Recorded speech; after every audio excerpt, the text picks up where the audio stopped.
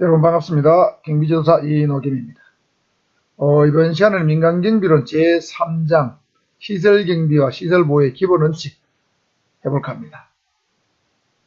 민간경비는 약 한 5장으로 대체로 구성되어 있습니다. 그래서 3장에서는 약 한 8문제에서 10문제 정도 여러분 나오신다고 보면 될 것 같아요. 1장은 민간경비 개관이죠. 2장은 민간경비의 조직 및 운영 원리. 3장이 이제 시설경비, 시설보호의 기본 원칙이고 4장이 컴퓨터 범죄이기 때문에 3장이 어쩌면 상당히 중요한 파트다 이렇게 생각하시면 되겠습니다. 자, 3장 한번 전반에 살펴보겠습니다.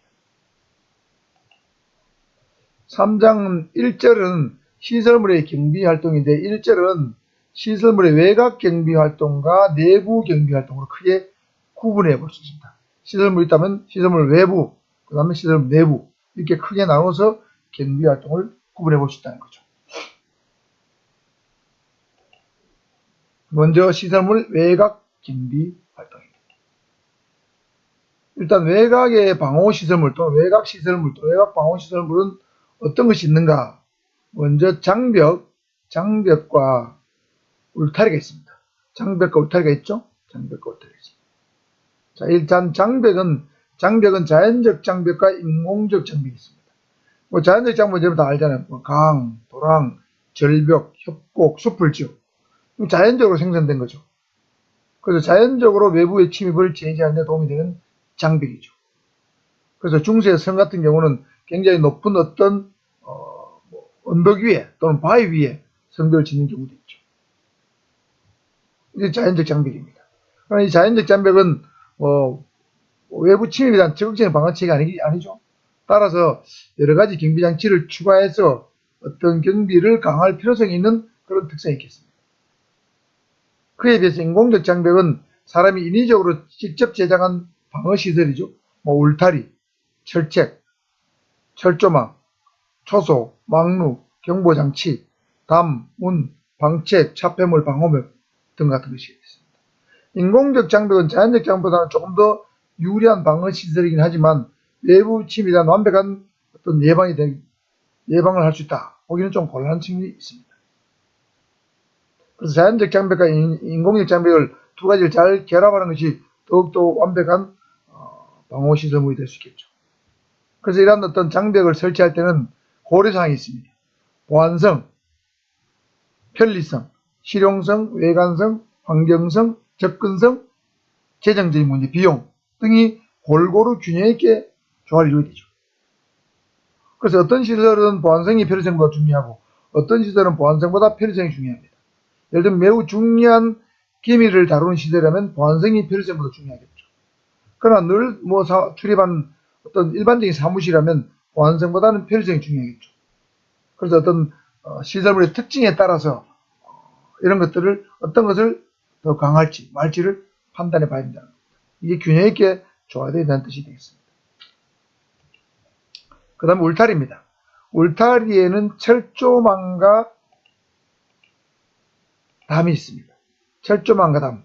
여러분 보통 울타리 가면 여러분 철조망이죠. 그 다음에 담입니다. 옛날에는 철조망이었고 지금은 다 담이죠. 그래서 먼저 철조망을 살펴보면 돌발 상황에 대비해서 만든 시설물이 되겠습니다. 원래 이 철조망은 미국에서 거대한 어떤 그 목장에 염소나 양을 기르기 위해서 양이 자꾸 도망을 가니까 이걸 통제하기 위해서 철조망을 개발을 했습니다. 그래서 그 당시에는 가지철사를 여러 가닥 이제 기둥을 세우고 쫙 연결해서 양님들이 도망가지 못하도록 만든 것이 기본 원칙이었는데, 기본 형태였는데, 지금은 이제 콘서트나 철사를 꼬아서 만드는 경우도 많이 있습니다. 여러분 가지철사는 많이 봤을 거예요. 이렇게 쇠가 가닥이 쫙 꼬여 있으면 중간에 일정한 간격으로 가시 모양을 철사가 만들어지는 거죠. 그게 가지철사입니다. 그 다음에 콘서트나 철사는 여러분 군부대에 보면은 군부대에서 많이 개발된 사용 철사죠. 가지철선인데 가지철선 대신에 육각형 모양으로 만든 강철 철사를 연결한 거예요. 그래서 그걸 코일형으로 만든 겁니다. 그래서 이거를 콘서티나 철사를 윤형, 바퀴 윤자, 바퀴 모양으로 된 철사에서 윤영철사라고 부릅니다. 자, 실물 한번 보면 이게 콘서티나 철사의 일부입니다. 보시다시피 이렇게 철사가 이렇게 있는데 이렇게 약간 우리 뭐라 합니까? 우리 오요타에 가면 모래시계처럼 생겼죠? 이게 사실은 우리 아코디온의 모양이 이렇게 생겼죠? 이걸 아코디온의 요 모양을, 아코디온 요 형태를, 본체를 콘서티나라고 합니다. 그러니까 이 철선에다가 콘서티나 모양 여기 붙어 있는 거예요. 그래서 이게 바퀴 둥글게 전부 다 이어졌기 때문에 윤형으로, 바퀴 모양으로 되어 있어서 윤형철사라 부르는 건데, 군부대 주로 많이 쓸 때 있죠? 군부대 DMZ 같은 데 가면, 기둥을 세우고 위에 보면 이렇게 바퀴로 철사를 쫙 감아놨죠. 밑부분에. 이번에 DMZ가 뚫려서 월불 가는 바람에 군부대의 보안상에 문제가 있다고 보도가 나왔습니다만은, 가지 철사하고 윤형 철사, 콘서트 철사를 결합한 형태로 군부대에서는 많이 쓰고 있습니다. 전방에는. 이 콘서트 철사는 설치 및 제거가 가지 철사보다는 용이합니다. 그냥 둘둘둘 말아가지고 설치했다가 풀면 되는 거예요. 근데 가지 철사는 일일이 기둥을 세우고 거기 일일이 묶어야 되기 때문에 굉장히 설치하고 제거가 조금 어려운 측면이 있어요. 그래서 이 가지 철사는 철사 4가닥을 반복해서 감았는데 4인치 즉 10cm마다 가시가 달린 거예요. 가시 모양이 달려있죠.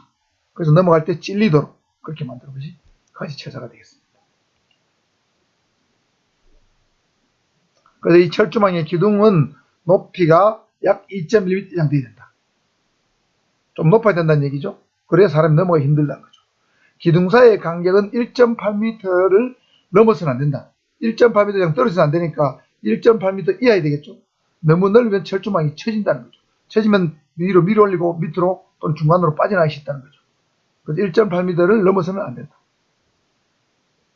그 다음에 하단 철조망 부위는 지면에서 약 2인치 5cm 정도 떨어진 것이 좋다. 왜냐하면 이게 땅에 붙게 되면 땅 지면에는 습기가 많기 때문에 하단 철조망은 빨리 부식이 됩니다. 그걸 막기 위해서 5cm 정도 떨어져 설치하는 게 원칙인데 단 예외가 있습니다. 지면이 모래 지형이거나 침식 토양일 경우는 지면에 딱 붙여 설치된다는 거죠. 여러분 모래는 수분이 없죠? 침식 토양도 강수에 의해서 모래 윗부분이 다 쓸려 나가서 반들반들해진 거예요. 그래서 지표면이 굉장히 건조한 것이 침식 토양입니다. 이런 데는 맞붙여 설치해도 관계없다는 거죠. 일반적인 토양에는 5cm, 모래거나 침식 토양의 경우는 땅에 붙여서 설치해도 관계없다. 이런 뜻이 되겠습니다. 철조망의 단점은 장시 효과, 좀 미적인 효과가 떨어지는 것이 문제라고 볼 수 있겠죠. 그래서 이 담은 이 철조망의 어떤 미적 감각이 나쁘기 때문에 철조망 미적 감각을 대신하기 위해서 나왔고, 또 시설물 안에 안 보이게 되죠. 담으로 가리면 은폐되기 때문에 어떤 시설물 안에 어떤 활동을 하는 것을 감추기 위해서 설치되는 시설물이 되겠습니다. 이런 상식에 속하는 거죠. 두 번째는 이제 출입구의 경비는 어떻게 할 것인가. 출입구. 사람이 많이 드나드는 출입구가 있고 잘 드나들지 않은 출입구 있겠죠. 잘 드나드는 출입구는 바로 개방된 출입구입니다. 그 다음에 잘 드나들지 않는 곳은 폐쇄된 출입구입니다. 자, 그럼 개방된 출입구는 직원의 출입구가 있고 차량의 출입구가 있는데, 직원의 출입구는 출근의 입구는 하나만 사용하는 것이 원칙입니다. 출구도 하나, 입구도 하나. 그러니 한 구멍으로 들락날락 해야 된다는 거죠. 그러나 요즘 아파트 같은 데나 빌라 같은 데 보면 출구 입구가 2개인 경우도 있죠. 주민의 편의성을 고려해서. 그러나 하나 있는 것이 사실은 경비원들이 통제하기 수월하다는 것입니다. 그 다음에 출입구의 폭은 너무 넓어도 안 되고 좁아도 안 됩니다. 약 4내의 7피트니까 1피트는 0.3m입니다. 그래서 약 1.2에서 2.1m. 사람이 이렇게 걸어간다고 치면 보통 사람의 어깨폭은 한 50에서 60cm 정도 됩니다. 그러니까 두세 사람 정도가 이렇게 교행을 할 수 있는 정도. 어깨를 부딪히지 않으면서 교행할 수 있는 정도. 이 정도가 적당하다는 거죠. 문이 너무 넓다. 그러면 통제하기 힘들죠. 너무 좁으면 교행하는데 불편합니다. 그래서 1.2에서 2.1m 정도의 폭이 적당하다. 그러니까 편의성과 보안성을 동시에 고려한 너비가 1.2에서 2.2m. 이렇게 보시면 되겠습니다. 그 다음에 차량 출입구는 차량이 통행이 원활히 되니까 원칙적으로 가능한 넓어야 됩니다. 평시에는 양방 통행을 기준합니다. 보통 아파트 보면 차량 출입구가 전부 다 양방 통행이 되어 있죠. 중앙선이 노란색 줄쳐 있고. 그리고 양방 통행인데 경우에 따라서 어떨 때는 일방으로만 통행을 제한할 경우도 있습니다. 제가 그런 경우 봤는데 아파트에 어제 출근 시간 되게 되면 좌회전으로 나가는 차들이 많아요. 그런데 차선이 하나밖에 없으니까 그런 경우는 차들이 너무 밀려요. 출근이 밀리니까 두 방향을 다 일방으로 만들어주는 거예요. 그 들어온 차가 있으면 경비원이 순간적으로 통제해주고, 그리고 반대 차선까지도 일방으로 만들어주는 거죠. 양방 통행이 원칙이다. 가능한 넓어야 된다. 이거 알아두시고요.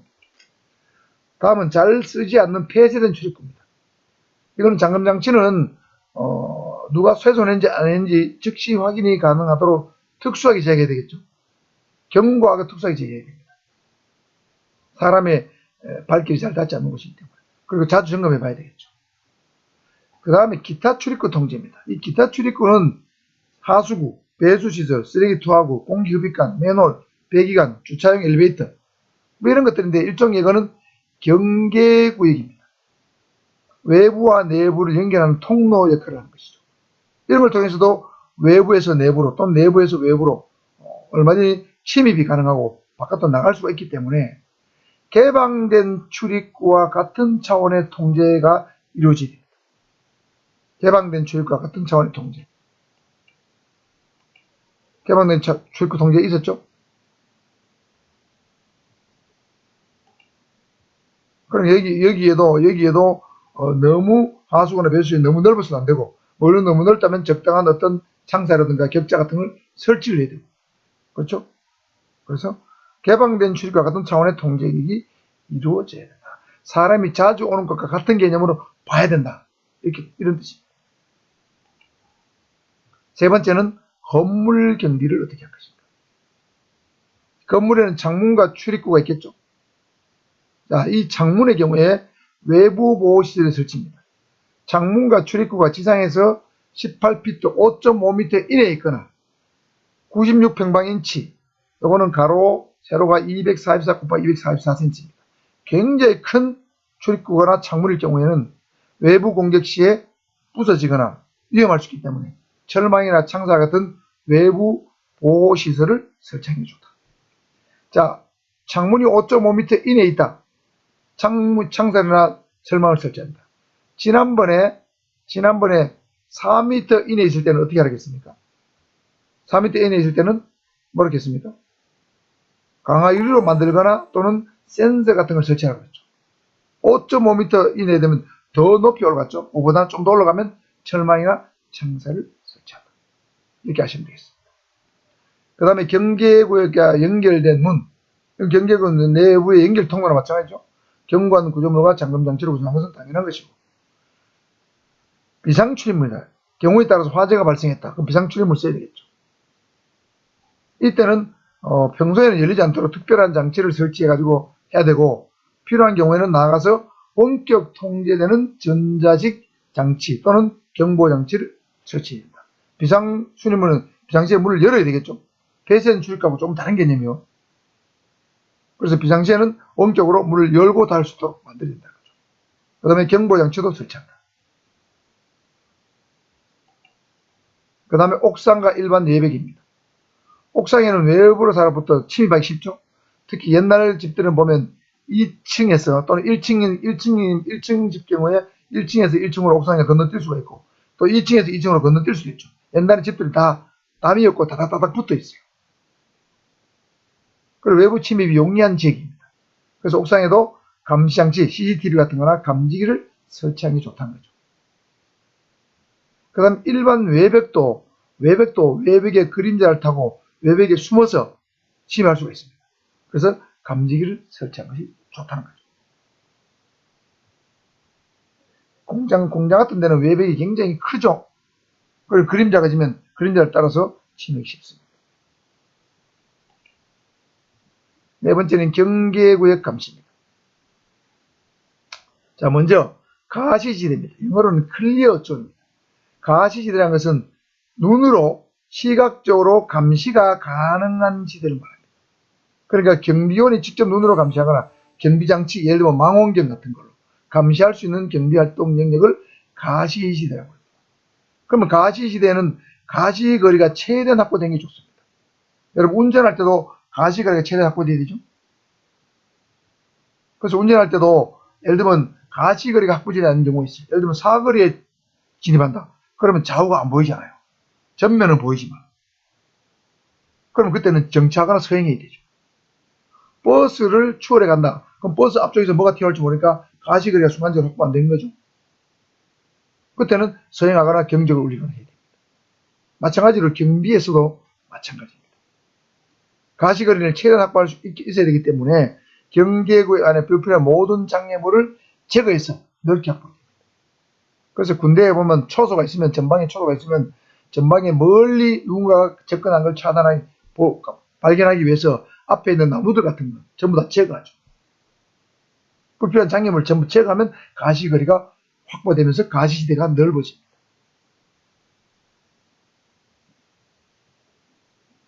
그래서 가시지대의 또 효율성 제고 방안 또는 가시거리를 높이는 방안은 장애물을 제거하면 되지만 가시구 협소하다. 예를 들면 도저히 제거할 수 없는 인공장애물이 있다. 또 나무가 있는데 그 나무는 뭐 천연기념물로 제거해서는 안 된다. 이럴 경우에는 어쩔 수 없이 통제지역의 장벽을 고도화시킨다. 예를 들면 장벽을 더 높이는 거죠. 높이면 예를 들면 외부의 적이 침입하다고 침입하기 힘들죠. 장벽을 높이거나 또는 센서 같은 걸 설치하는 거죠. 감지기를 설치해서 침입 정보를 경비원에게 알려주도록 하는 시스템을 구축할 필요가 있다. 그 다음에 경계구역 내부의 경비입니다. 예를 들면 울타리 안으로 들어왔다. 울타리 안다. 건물과 울타리 사이다. 그럼 이 주차구역이 있겠죠. 주차구역 경비원입니다. 주차구역을 설정해야 됩니다. 주차구역은 가능하면 세 가지로 구분하는 게 좋습니다. 직원용 주차구역, 고객용 주차구역, 방문용 주차구역. 여기서 고객과 방문용, 고객은 늘상 오는, 자주 오는 고객, 단골 고객이죠. 방문차량 어쩌다 한 번씩 오는 거 있잖아요. 부정기적으로 방문하는 거, 택배 차량 같은 거. 이렇게 구분하는 게 좋다는 거죠. 그 다음에 경계구역이 고용인과 방문객을 위한 주차지역과 인접해 있는 경우에는 담장을 설치해서 주차지역을 분리시킨다. 경계구역과 주차지역을 분리시킨다. 예를 들면 직원, 고용인, 직원 또는 방문객하고 주차지역하고 경계구역이 붙었다. 그러면 주차해서 내리자마자 경계구역을 바로 들어올 수 있겠죠. 그런 경우는 어떤 침입의 가능성이 있습니다. 물건을 빼갈 수도 있고 어떤 부정한 물건을 들여올 수도 있겠죠. 그럴 때는 담장을 설치해서 분리시킨다. 그래서 주차지역에서 경계구역으로 바로 접근하지 못하도록 해야 된다는 뜻이 되겠습니다. 그 다음에 화물이 적재된 차량은 야간에 범죄 표적이 되기 쉽죠. 그래서 경계구역 안에 주차시킨다. 예를 들면 건물 울타리 밖에 아니고 울타리 안에 주차시킨다. 순찰을 해야 되겠죠. 그 다음에 화물을 적재한 트럭과 트레일러는 차가 움직이기 전에 문을 열 수 없도록, 예를 들면 화물 문이 뒤쪽에 있다면 차 뒷부분 길에 붙여놓는다든지, 아니면 왼쪽에 열면 왼쪽 부분을 벽 쪽에 붙인다든지, 이렇게 하면 문을 열 수가 없죠. 그러니까 도난을 예방하기 위한 하나의 방법이 되겠습니다. 주차를 그렇게 시키는 거죠. 다음은 보안조명입니다. 보안조명은 여러분 경계구역 안에 어떤 위험을 예방하기 위해서 조명을 설치하는 거죠. 이게 보안조명이죠. 보안조명 설치 시의 유의사항입니다. 설계상으로 유의점은 경계구역의 모든 부분을 골고루 비출 수 있도록 하는데, 특히 경비구역 내 지역과 건물의 경비를 집중적으로 설계한다. 골고루 비추되 어떤 특정한 지역이나 특정 건물에는 더 밝게 비춘다. 그 다음에 사생활 침해에 유의하는데 경계구역 내부적뿐만 아니고, 예를 들면 울타리와 건물 사이 그것뿐만 아니고 외부적 울타리 밖에도 충분하게 비출 수 있도록 적당한 밝기와 높이를 설치하되, 인근 지역을 너무 밝게 하거나 영향을 미침으로써 타인의 사생활을 침해하지 않도록 합니다.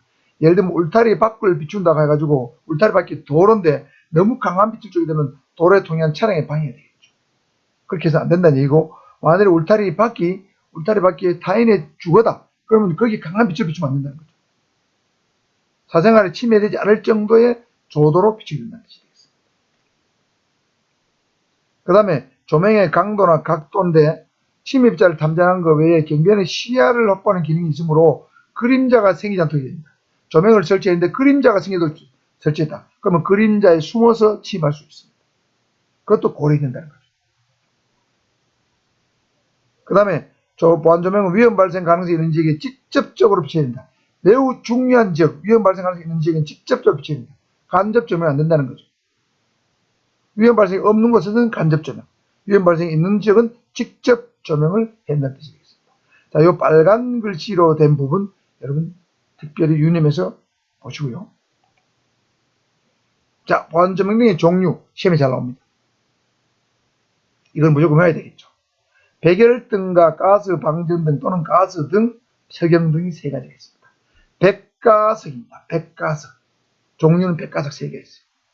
백열등은 여러분 다 아는 거죠. 보통 전구. 불을 스위치를 올리면 바로 불이 들어오죠. 일반 가정에 많이 쓰죠. 그러니까 용도는 굉장히 다양한데 수명이 짧은 것이 단점이 되겠습니다. 가스등입니다.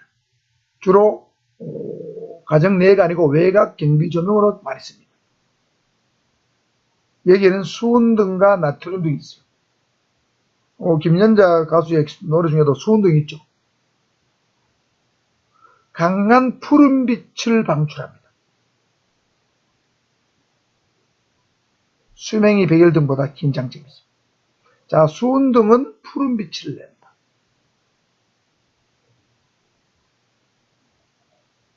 그 다음에 나트륨 등은 연한 노란색을 띱니다. 그래서 이 노란색 등은 여러분 주의등이죠. 안개등이라고 하잖아요.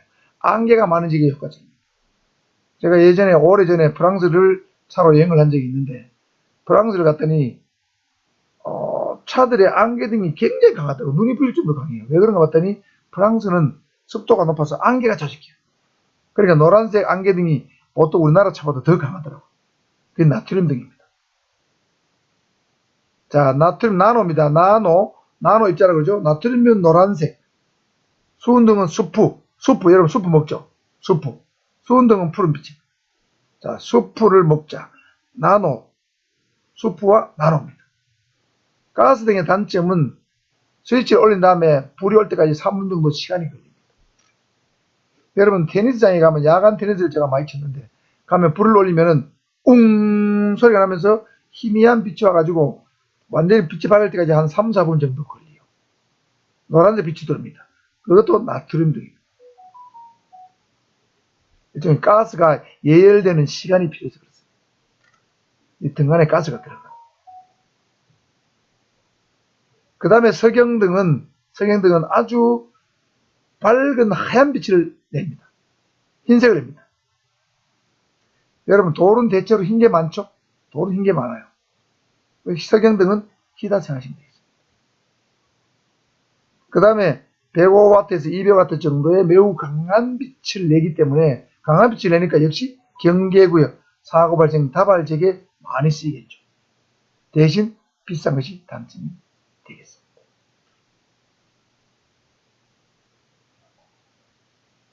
자, 그래서 보안조명 등은 종류 세 가지, 백가석 특징 다 골고루 알아두시고요. 보안조명 등의 형태입니다. 형태.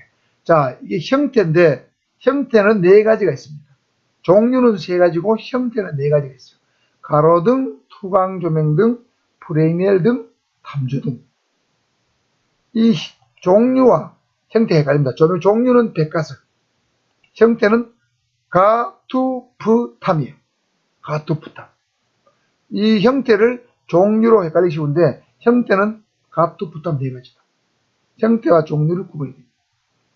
가로등 형태, 투광조명등 형태, 프레넬 등 형태, 탐조등 형태 이렇게 보시면 되겠습니다.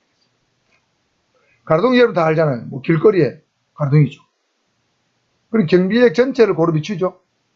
직접 비추는 것도 있고 간접 비추는 것도 있습니다. 대칭적 가로등도 있고 비대칭적 가로등도 있지만 어쨌든 경비역 전체를 골고루 도로를 쭉 가면서 골고루 비추죠. 그럼 가로등은 예를 들면 도로의 전체를 전반적으로 비추는 겁니다. 특정 지역의 빛을 집중시키는 것은 아니에요. 특정 지역에 빛을 집중시키는 것은 바로 투광조명등이라 불립니다. 여러 각도에서 특정한 방향으로 초점을 맞춰서 강한 빛을 비춰서 대상을 드러나게 하는 조명, 이걸 투광조명등이라고 불러요. 야구장 조명등, 축구장 조명등, 사진관 조명등 같은 게 있습니다. 사진 한번 볼까요? 자, 이게 축구장이죠? 여기 등이 여러 개 붙어 있죠? 15개, 15개 붙어 있습니다. 이 등들은 다 축구장 안에 여기만 그라운드 안에만 비춰져 있죠. 요게 여러 개의 조명을 발사해서 특정 지역의 빛을 집중시키는 거예요. 관중을 향해 쏘는 게 아니에요. 이것을 투광조명등이라고 합니다. 그 다음에 사진관의 투광조명등, 요 두 개가 있죠. 요 가운데 사람이 앉으면 사람의 얼굴에만 집중시키는 거예요. 그러니까 사람의 얼굴이 드러나게 하는 조명등, 투광조명등. 그래서 이 투광조명등은 경계지역, 특정 지역에만 빛을 집중 비추는 거예요. 담장, 건물 주변, 이런 데 비추는 거예요. 울타리 주변, 건물 주변, 경계지역 주변. 거기만 집중적으로 빛을 비추는 거죠. 이게 투광조명등. 프레넬 등은 조금 달라요. 요거는 가느다란 어떤 폭이 가느다란 광선을 투사하는데, 수평으로는 180도, 수직으로는 15도에서 30 정도 폭이 나갑니다. 그럼 예를 들면 이렇게 돼서 이렇게 나가는 거죠. 수평으로 쫙 빛이 나가고 수직으로 이렇게 15도에서 30도 올라가요. 그러니까 이 상태에서 제법 멀리 빛이 나갑니다. 그래서 어두운 시설물에 침입하는 경우 침입자가 저 멀리 30m, 50m 정도 떨어진 것을 계속적으로 관찰할 수 있는 거죠. 경계구에 접근하는가 안 하는가 이거를 차단하고 방지하는 데 쓰는 거예요. 또는 외딴 상간지역, 조금 떨어진 경계지역, 예를 들면 내가 시설물이 있는데 거기서 한 30, 40, 50m 떨어진 곳에 누가 접근하는가 안 하는가, 이거 접근을 미리 어떤 감시하는 그런 목적으로 쓰는 거. 이거 프레넬 등이죠. 빛이 가늘고 긴 빛이 쭉 한 3, 40m, 50m까지 나가는 거예요. 이게 프레넬 등입니다. 요 탐조등하고 비슷합니다. 탐조등은 자 보세요. 빛의 너비가 3도에서 10도에 더 가늘어요. 프레넬등은 더 가늡니다. 수평 180도에서 3 내지 5도로 10도로 쫙 더 멀리, 더 가는기 때문에 더 멀리 볼 수 있어요. 100m, 200m, 300m, 400m까지 볼 수도 있어요. 강도에 따라서. 밝기가 250에서 300W, 굉장히 셉니다. 이게 탐조등이에요. 그래서 탐조등은 일명 서치라이트라고 합니다. 뭔가를 탐지하기 위해서. 사고 발생이 예상되는 지역을 정확하게 관찰하기 위해서. 또는 침입이 예상되는 곳에서 주로 탐조등을 씁니다. 그래서 우리나라 같으면은 DMZ 단의 군초소 300에서 500m 빛을 보내요. 해안초소 보냅니다. 제가 울릉도 해안전투경찰대에 있을 때 탐조등을 각 초소 해안초소에 운영을 했어요. 그 폭이 지름이 1m 정도 되는 큰 탐조등을 바다로 쏩니다. 그러면 그것이 막 500m 막 이상도 가요. 그러면 바다에 어떤 소형 선박으로 반잠수함으로 침입하는 걸 알 수 있는 거죠. 또는 간첩이 수영으로 침투하는 걸 볼 수 있습니다. 밤에 빛이 막 바닷물이 얼렁얼렁하면 잘 보이지 않습니다. 예를 들면 달이 없으면 전혀 안 보여. 그럼 바다에 바다까지 빛이 나가야 되기 때문에 이 탐조등을 쓰죠. 그래서 외딴 곳이나 소형 선박으로 쉽게 접근할 수 없는 위치에 보통 설치합니다. 바닷가나 군초소에 설치합니다.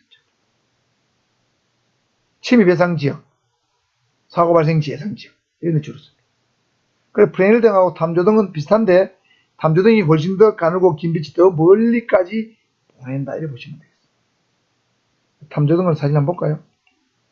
자, 이게 군초소죠? 초소에 탐조등이 설치 있습니다. 생각보다 큽니다. 이 빛을 멀리 보내는 거예요. 하늘로 보낼 수도 있고 땅으로 보낼 수도 있고 바다로 보낼 수도 있습니다. 이 각도를 조정할 수 있습니다. 요 안에 든 탐조등이 안에 든 등은 백열등을 주로 씁니다. 자, 이거는 바다 쪽으로 보내거나 바다에 멀리 이제 보내는 거죠. 여기서부터 빛이 이렇게 쫙 나가서 여기 멀리까지 비치는 거죠. 가까이서부터 멀리까지 다 붙일 수 있어요. 그 다음에 경찰 순찰차에도 여러분 탐조등 서치라이트가 설치되어 있습니다. 바로 요거죠.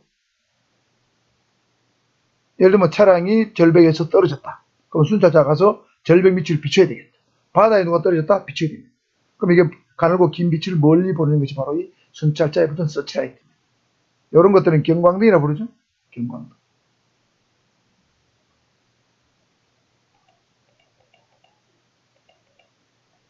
자, 그래서 보안조명 등의 종류와 형태. 종류는 백가석, 형태는 가투, 부탑. 그 용도까지 잘 알아두셔야 됩니다.